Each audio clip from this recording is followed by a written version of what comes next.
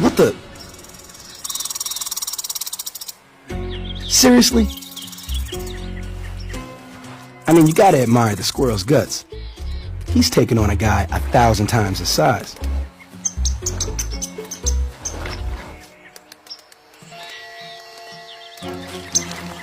If he gets too close, he might end up in a pine cone sandwich.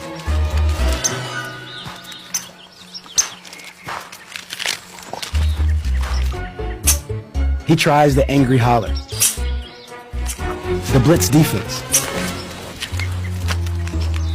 But dream on. The whole stash is gone in minutes.